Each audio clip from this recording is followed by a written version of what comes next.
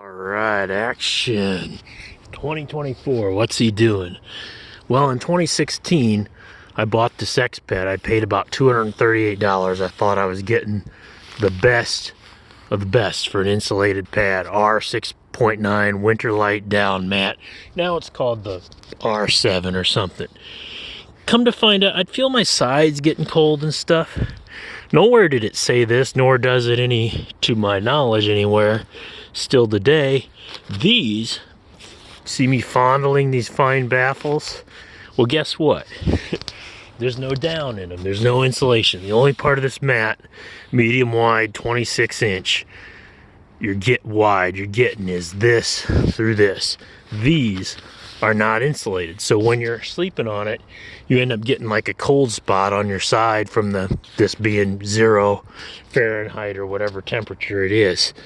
That said, I've used this since 2016 till about 2021 or so, and I started getting these. I just thought, well, for the winter I'll get a smaller pad. It fits better in the hammock, you know, like these wide ones fit a little wider. Here's a look at the Thermarest NeoAir X-Therm NXT. It's a really wide version, the medium wide. It measures like 25-26 inches wide. It is insulated 100% all the way. You're getting your full dollar value of the $200 or so US it might cost for one of these, or if you find it on sale for, you know, $179 next year, or $158 on a you're spending your money, you know. Tell me, your company, you tell me, the outside baffle's not insulated. How about that? Call them air rails or something. Don't make me spend $238. Good company though, overall. Blew a couple baffles over time. They were quick to send me a new pad. Very nice, very friendly. It's just, you know, I'm a business kind of guy too. If you're telling me I'm buying something, then the green ones now, they're insulated. They still, to my knowledge, are the gray ones here, the R7, are not insulated on the medium wide. The big square ones are insulated. Gets confusing, doesn't it? This fits really great. This is the women's NeoAir X-Lite.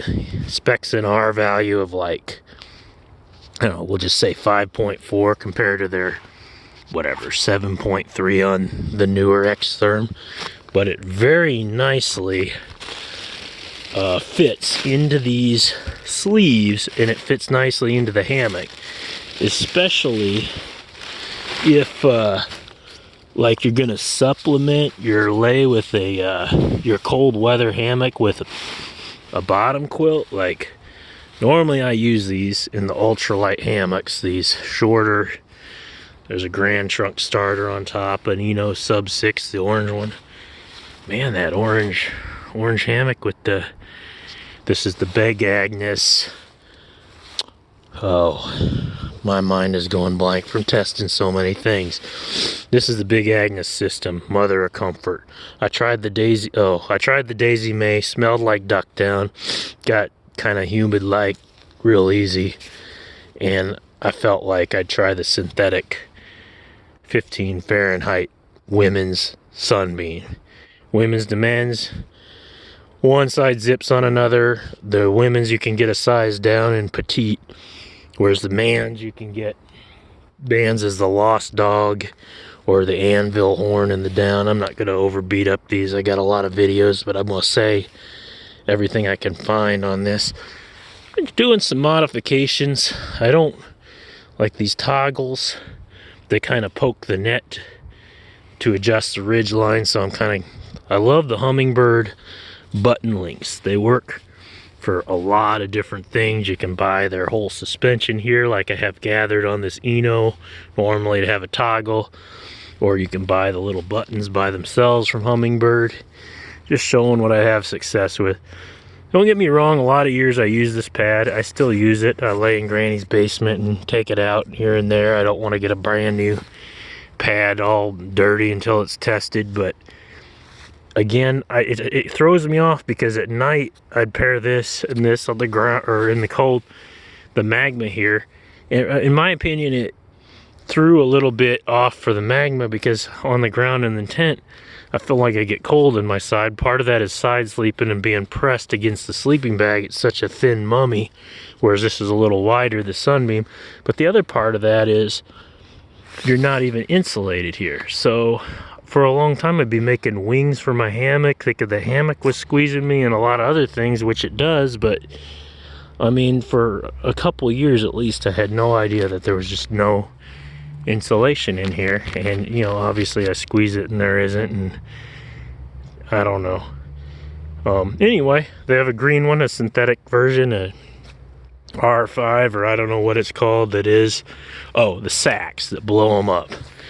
The sacks that go to this and the inflation and deflation seems masterful compared to this. These pump sacks get little holes around them. This thing's kind of hard to connect to this. This gets quirky, like it spins around when you're, at least sometimes you get it perfect, you're on the ground, you pump it up, but I'm saying the Schnozzle pump sack, but a great long-lasting pump sack, a good piece of gear. Exped's been friendly. I'm sure Thermarest would too. I've tried Climate, I've tried Sea to Summit, I got a whole video, tested a whole bunch of them. These are just what I'm coming up with that work good in the hammock because they have good structure. Baffles going different, like look at the structure on this. If you want your back flat or the most adjustment, or you don't want it to curl up like the hammock, you got these baffles that go across.